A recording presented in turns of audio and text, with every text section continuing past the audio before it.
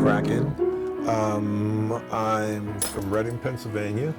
Reading born, Reading bred, and when I die, Reading dead.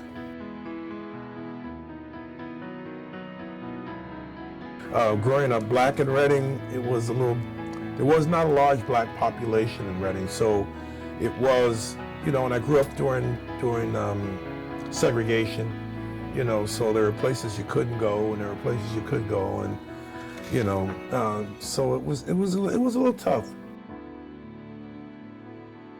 My first real experience, was when I went to Thailand. I went to Thailand 1969. I went to Thailand twice, 69 and 70.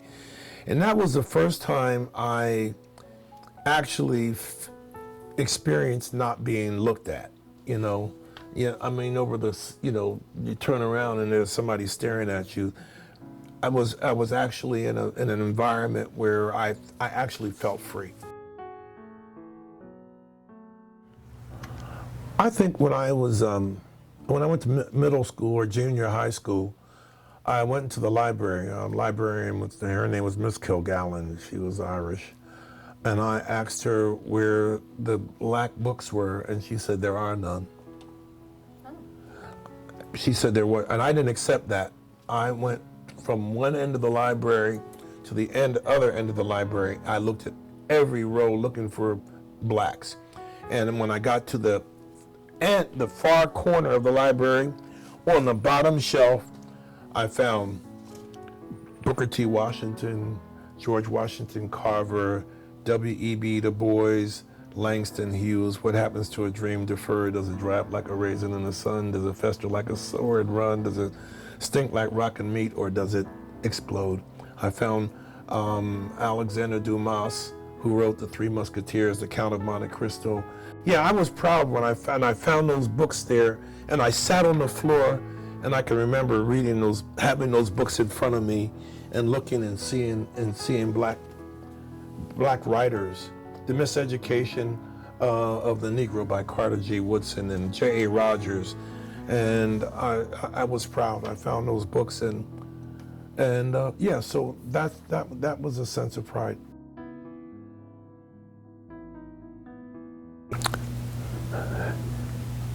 Being black is like being the sun. It's the same as being the sun. You're going to be seen, regardless. You can't hide the sun. I mean, you can hide a lot of things, but the sun can't be hidden. And being black is like being as bright as the sun, and I like that. When I'm laid across the beach inhaling the sun, reconnecting to the ones who wrote my story, he crisps my skin and I go from light-skinned cookie to a caramel delight, dark skin layered on top of sweetness. Delicious to the core, judge-based. I am Aries, aka the Poet Smiley. I am from here. I am half African American, half Puerto Rican. I have a gang of children that I love very dearly that are all African American or biracial themselves. I'm originally from Reading. I've been here my whole life. I moved to Georgia for 3 years, and I went to school in Westchester University. So there is a church, and I meant to get the name of it, that sits right off of 3rd Street. And I think that that's one of the most sacred spaces in the African-American culture, because it is a part of the Underground Railroad. And you can actually tour it and see where they used to hide the slaves that were coming through and passing through looking for freedom. It's a beautiful experience.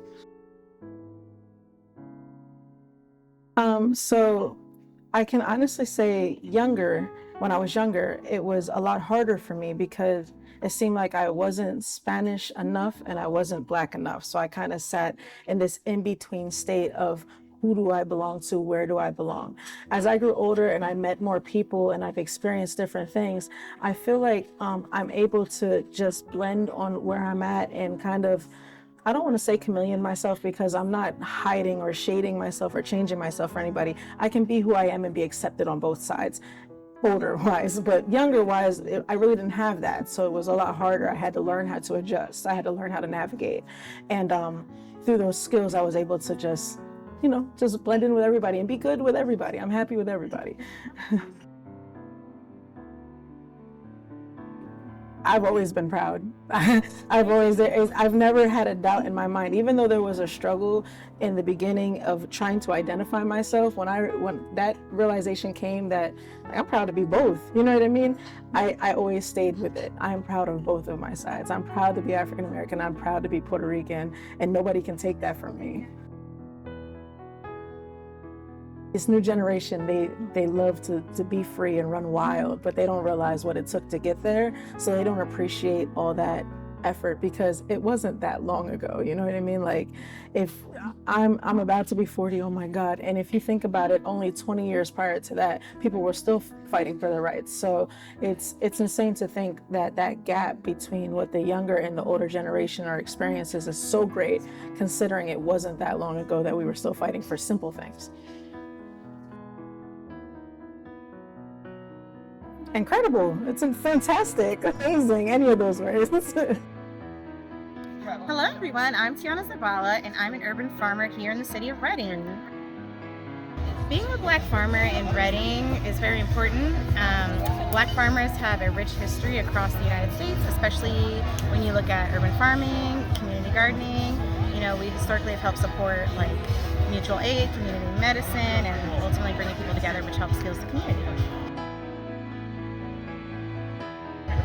To me, freedom means the ability to fully be yourself without the fear of punishment or harm hanging over you, in whatever way that means.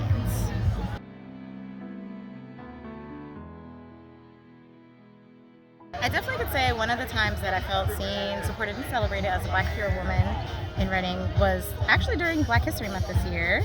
It was when Radio reached out to me and just featured me on the site, and I thought that was so impactful because I had worked with other organizations plenty of times before and had never been asked that. And especially during Black History Month when not everybody even acknowledges that month. So that was very important to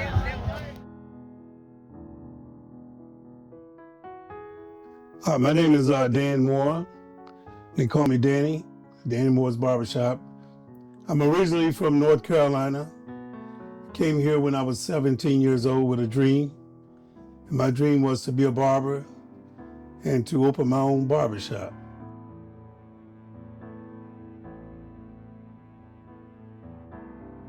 There's a great gap between the older and the younger. Matter of fact, I consider myself, I am that, a senior citizen. This young man here, the other barber that works here, he is the in-between guy. And I also have my nephew that works here, and he's 27 years old. So we try to bridge the gap between the senior citizens, the middle class, the middle people, and the younger people. But the younger people, they don't seem like they don't gravitate to older people. Most of my customers are not young. Most of the younger customers go to my nephew or to this young man here.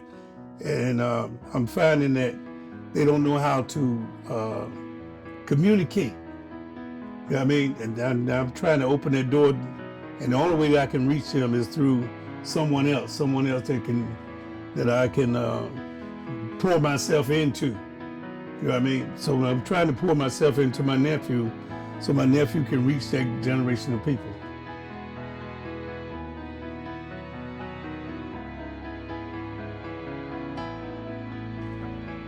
Oh, that's a rough one. Yes, I'm going to answer it. You take a minute. Yeah, I'm going to answer it.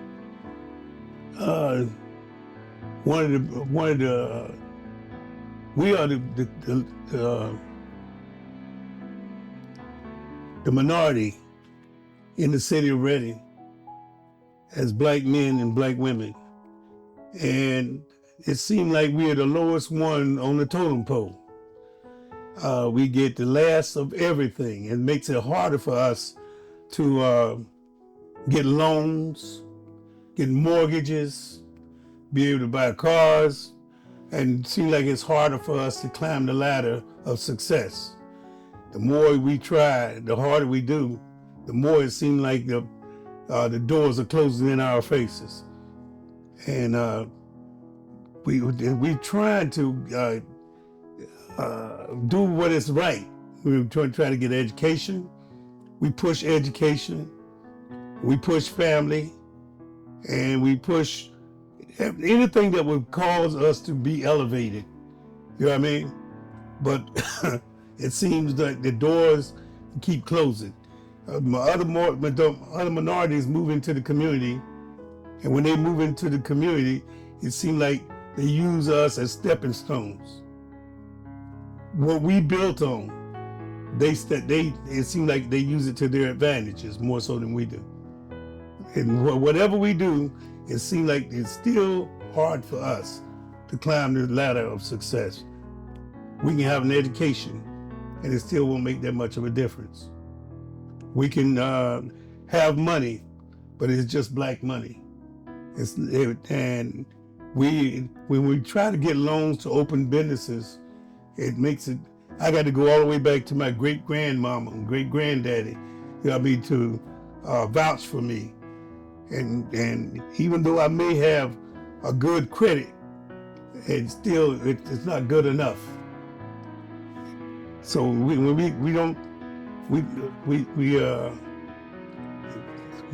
don't count. It seems as though we don't count. Juneteenth, we really didn't celebrate that because I didn't know anything about it hardly. We just found out about Juneteenth in the last 5 or 6 years. Yeah. We've been talking about it, but we never celebrated it. Because a lot of blacks don't even know what Juneteenth is, especially the ones up north. The ones up north do not know anything about Juneteenth. Patrick Henry said, "Give me liberty or give me death." And that's what we black folks are looking for. We're looking for an opportunity to run things for ourselves. What freedom means to me is, just living my life, without a target on my back, without, just being treated as equal, being treated as a human instead of just being seen because of my race or how I perceive myself as a black person. I want to be, yes, I embrace my blackness, but I want to be judged by my character, not by my race. For Juneteenth, I don't think my family has ever celebrated Juneteenth, but I think it's something that we should definitely add, because I think when I found out about Juneteenth, I think I was in 8th or 9th grade, so I didn't know about it until pretty recent. And I think it's something that should be spread out in schools and elementary schools and middle schools, and definitely learn about. Powerful. Ooh. You want to elaborate a little bit? You don't have to. I think I can elaborate a little bit on that. We've been through a lot over the centuries, so I feel like we're powerful. We're survivors. We can overcome anything that comes our way. So I definitely feel like we're very powerful. Freedom means breathing air. That's what freedom means to me. Because if you cut the air off, you know how you're going to feel? Suffocated. Closed in. And you're going to feel very uncomfortable. Very, very uncomfortable. It's like breathing air. Freedom is like breathing air. And it's not a privilege or a right. It's a gift. God gave us freedom. He gave it to us. Hi, my name is Tammy Murray. I am from Reading, Pennsylvania. I was born here in 1967. I've always lived in Reading, Pennsylvania, briefly in Tampa, Florida, back and forth. I am a salon owner in Reading at 118 North 5th Street. It is called Salon Novels. I've been a salon owner for 18 years. I always feel celebrating this city. I am one of the, it's not too many of us black stylists here in Reading, Pennsylvania anymore, but my community and services me every single day. I was in a book for my arts, and I just recently got an award for servicing my community for 40 years. Yeah, I've been in the business for 40 years. So I just recently got an award for that from the ministerial staff here in Reading, Pennsylvania. I feel like I represent my community very well, the African American community. I am upstanding and always have been consistent with what I do. Like I said, there's not too many of us left, but the few that are here, we represent very well of what we do, and I am a strong representation of what we do here. Reading does not have a lot of African Americans here anymore. We used to, but not anymore. People have passed away or have moved on to other places and other ventures.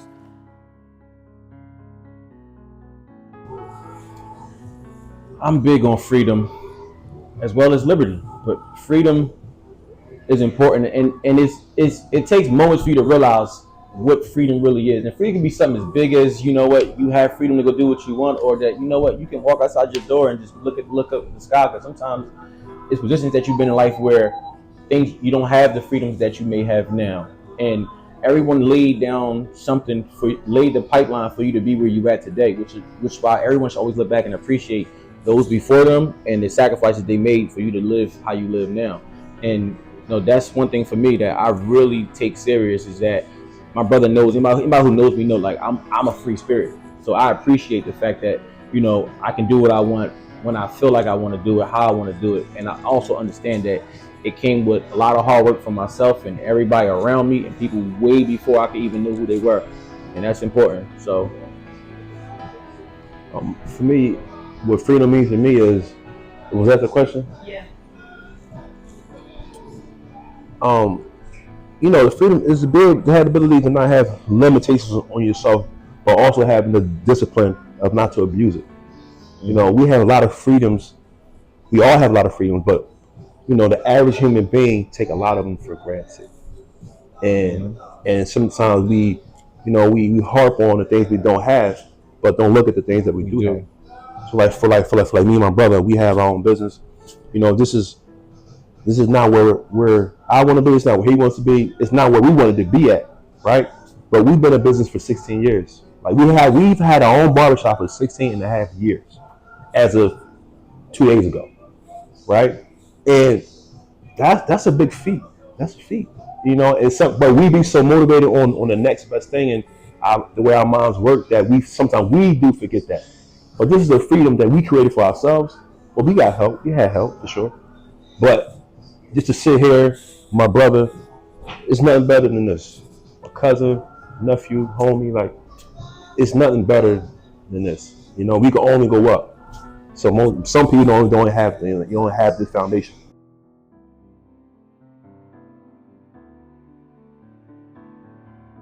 The black experience in Reading, Berks County, I'm sure you've heard it a number of times from people. I think if your family's been here for a number of years like mine has, I'm born and raised in Reading.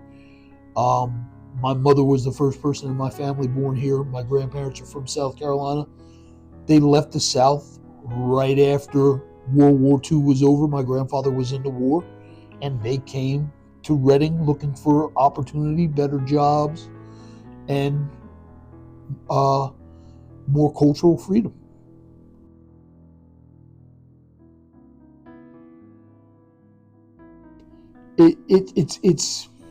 It's a unique experience, because there are times when African Americans are celebrated in Berks County.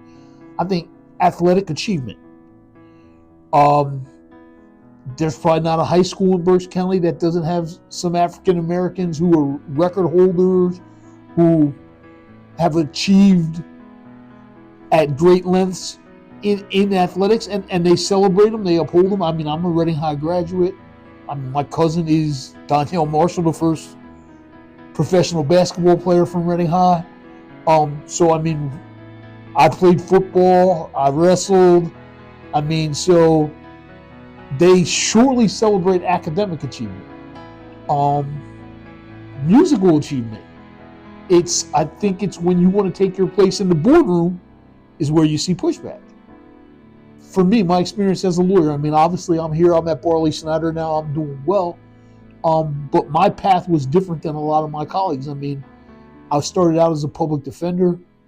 I was winning a lot of cases as a public defender, which is not normal.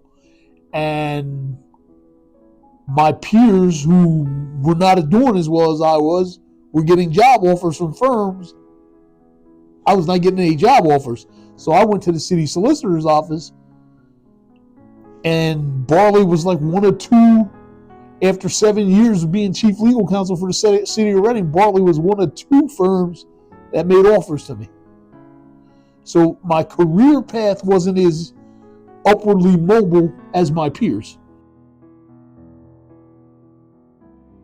I would just say that I think it's important for the youth not to become complacent and to continue to strive and to continue to go down paths and areas where maybe other African Americans have not yet gone in Berks County. To not think that anything is off limits for you just because you don't have a black mentor or someone of color to take you down that path. Don't think it's off limits. Go for it and shoot for the stars.